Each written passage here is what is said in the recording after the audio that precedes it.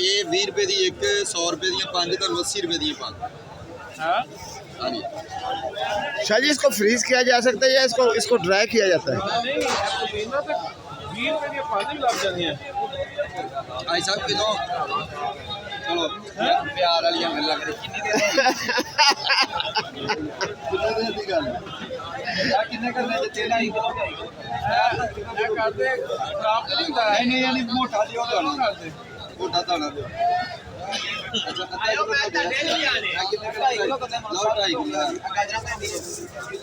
अच्छा अच्छा ये आप धनिया देखें जनाब, पालक है माशाल्लाह जी, सब्जी का पूरा रूज है।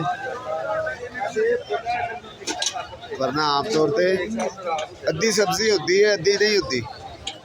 इस टाइम जेड़ा भी नाल बहुत सारी सब्जी मौजूद है मंडी च माशाल्लाह।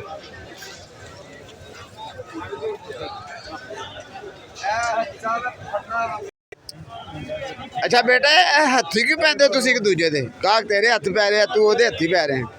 बस जो अपनी मर्जी का ले लेगा वो तेरा नुकसान होता है। समझा ना मैंने कि एदा फायदा तो एदा नुकसान है तो बेहतरीन अदरक, छोटा भी तो बड़ा भी।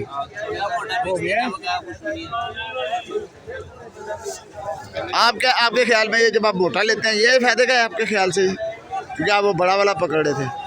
नहीं बस यही होता है कोई खराब वगैरह दाना ना। बड़े में मेरी अकल के मुताबिक बड़े में खराब का ज़्यादा मसला होता है, छोटा जो सा होता है वो ठीक होता है। महंगा